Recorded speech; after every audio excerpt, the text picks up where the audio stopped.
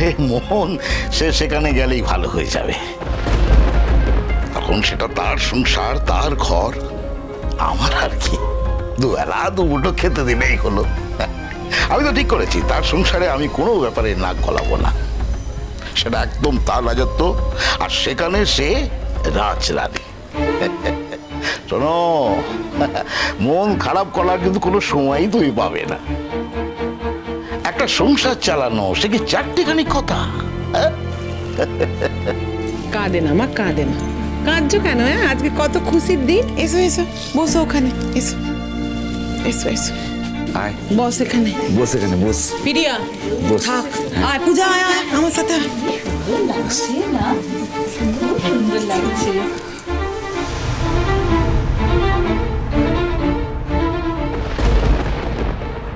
বাবা, তোকে আবার আশীর্বাদেও নিমন্ত্রণ করেছে নাকি? তাতেও তোর অসুবিধে?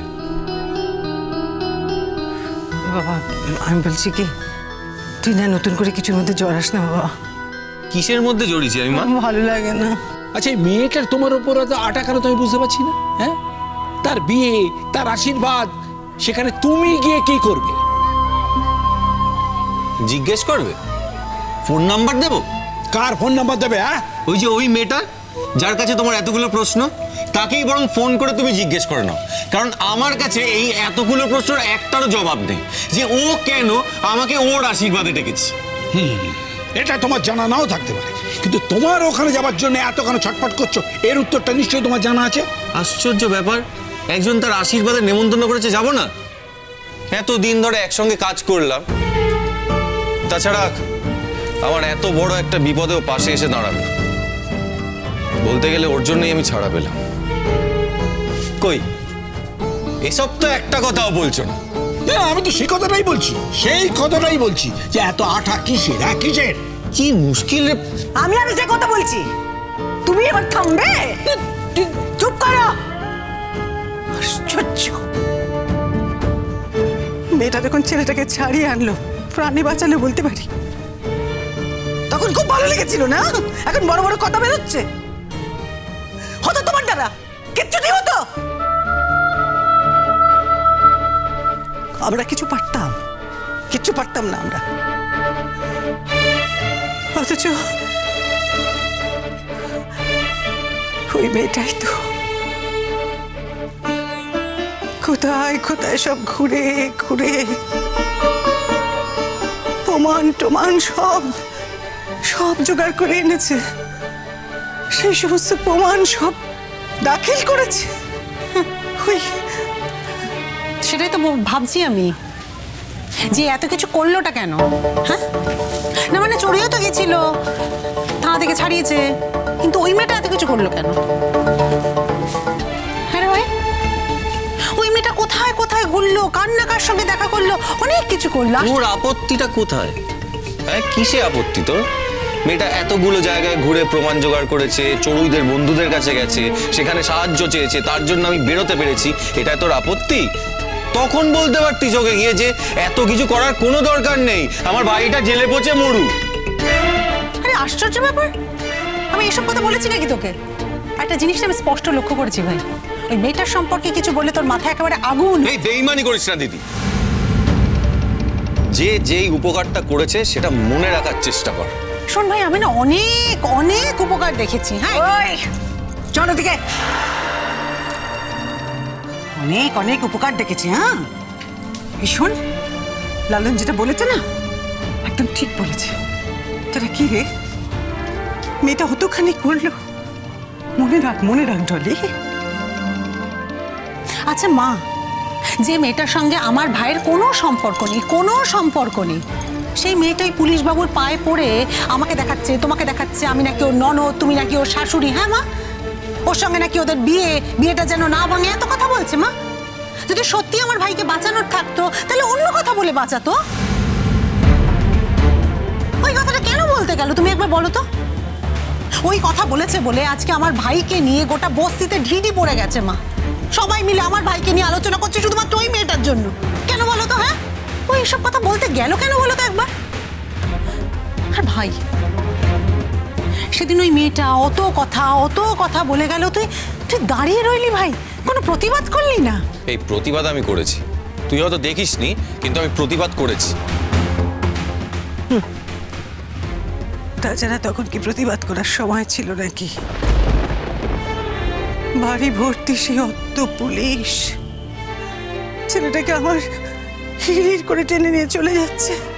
এত কাণ্ড ঘটেছে নাকি? চেষ্টা করেছে, প্রাণপণ চেষ্টা করেছে ওই মেয়েটা আমার ছেলেটাকে বাঁচানোর। আমি তো বলবো ওই ফুলঝুড়ি আমার ছেলেটাকে বাঁচিয়ে ফিরিয়ে এনেছে, নইলে ওর আর কি ছিল, কি স্বার্থ ছিল? এই তো লালন বলছে আজ ওর আশীর্বাদ, তার মানে কদিন পর মেয়েটার বিয়ে, বিয়ের পরে চলে যাবে শ্বশুর বাড়ি, আর তো কোনোদিন ওদের দেখাই হবে না। ও বাড়ির কাজটাও তো ছেড়ে দিয়েছে, তাই আমি তো আবারও বলছি, ও যেটা করেছে ও বাঁচানোর চেষ্টা করবে বলেই করেছে, ও বাঁচাবে বলেই বাঁচিয়েছে আমার ছেলেটাকে।